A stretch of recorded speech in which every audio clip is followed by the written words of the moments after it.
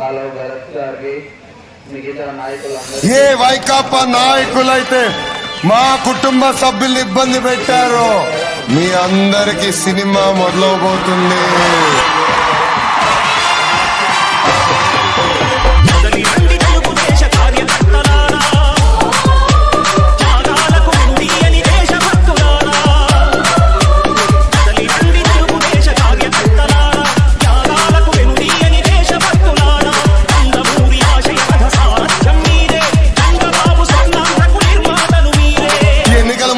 పెద్ద పెద్ద మాటలు చెప్పాడు, మద్యపాన నిషేధం అన్నాడు. ఏమైందమ్మా? ఊరికూరికి ఒక జగనన్న 2014-19లోనూ రాయదుర్గంలో కాలువ శ్రీనివాసరావు గారు చేసినంత అభివృద్ధి ఏ నాయకుడు చేయలేదని చెప్పడం కూడా చాలా గర్వంగా ఉంది.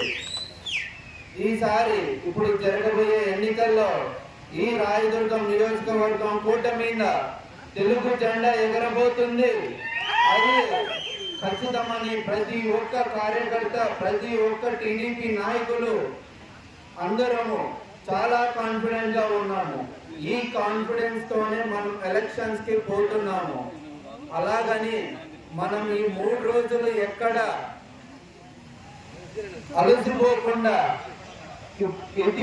ఇప్పటి వరకు ఉన్న ఎనర్జీని ఈ 3 రోజులు అలాగా కంటిన్యూ చేయాలని కోరుకుంటున్నాను. అలాగే మనం అధికారంలో నాయుడు గారు ప్రకటించారు.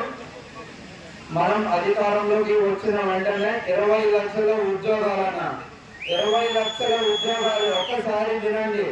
ప్రతి సంవత్సరం ప్రతి ఒక్క రాష్ట్రంలోనూ దగ్గర 1,00,000 నుండి 2 లక్షల మంది విద్యార్థులు కాలేజ్ నుంచి బయటకు వస్తున్నారు. గడిచిన 5 ఏళ్లలో జగన్మోహన్ రెడ్డి ఒక్క సంవత్సరంలో కూడా జాబ్ క్యాలెండర్ వదలలేదు కాదు కదా. మన వాలంటీర్ సంస్థ అనేది ఒకటి సృష్టించి అందులో డిగ్రీలు ఉన్న వాళ్ళకి కూడా కనీస వేతనం 5,000 రూపాయలు ఇస్తున్నారు.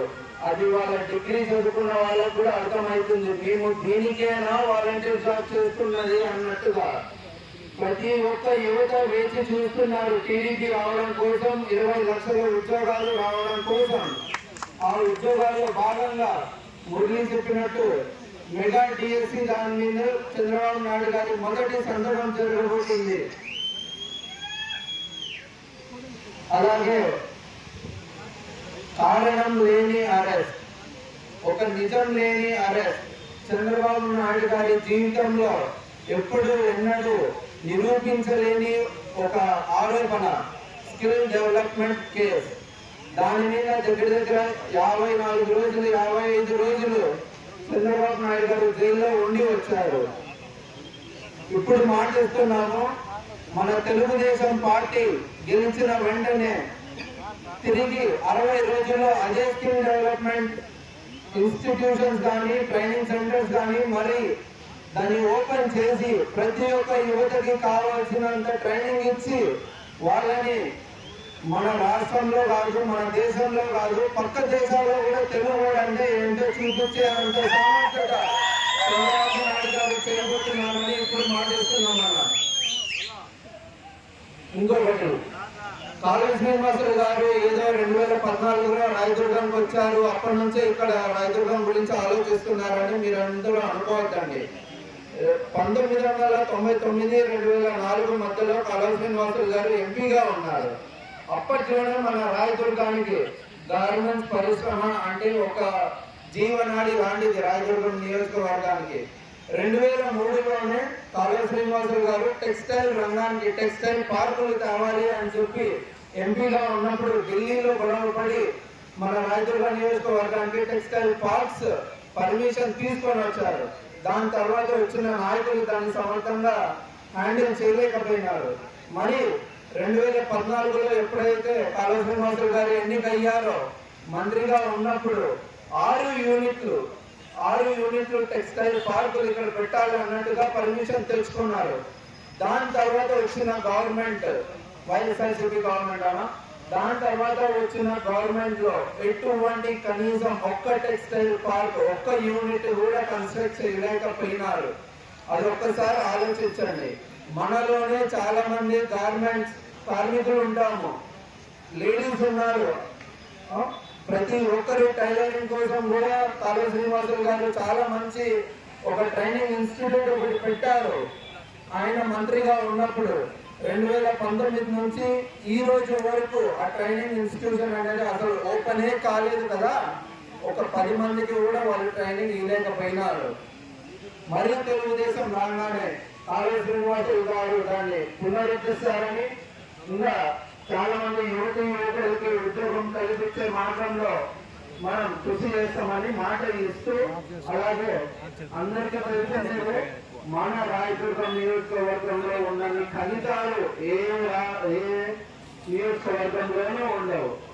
ఖచ్చితంగా ఇక్కడ ఒక స్టీల్ ప్లాంట్ లేకపోతే ఇక్కడ ఒక ఫ్యాక్టరీలో పెట్టడంలో కాళీ శ్రీనివాసులు గారు చెయ్యి ఉంటుందని మాట ఇస్తున్నాము. ఇక్కడ ఉన్న యువతకి ఖచ్చితంగా ఉద్యోగం వస్తుందని మాట ఇస్తున్నాము. నాకు అవకాశం ఇచ్చిన పెద్దలందరికీ ధన్యవాదాలు. Thank you.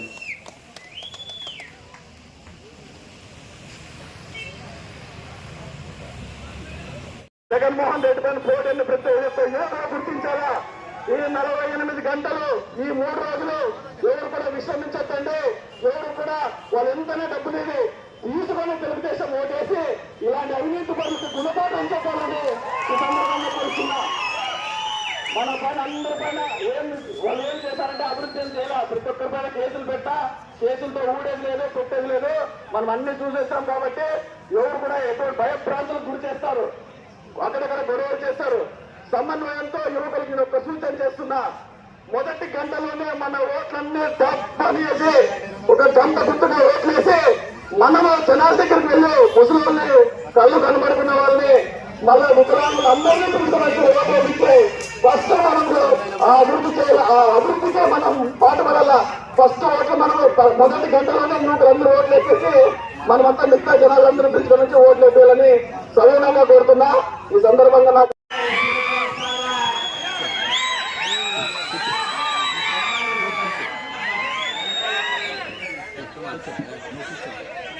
ఎన్నికలు ఎప్పుడెప్పుడు జరుగుతాయా సైకిల్ మీద గుర్తి గుర్తి గుర్తి ఎప్పుడెప్పుడు గెలిపించాలనే బృహదేశ ఉత్సాహంతో ఉన్న యువతందరికీ అభినందనలు తెలియజేస్తా ఉన్నా. ఈ ఎన్నికలు ఈ రాష్ట్రానికి, రాయదుర్గానికి చాలా కీలకమైన ఎన్నికలు. రాయదుర్గం బాగుపడాలంటే ఇక్కడ తెలుగుదేశం పార్టీ గెలవాలా.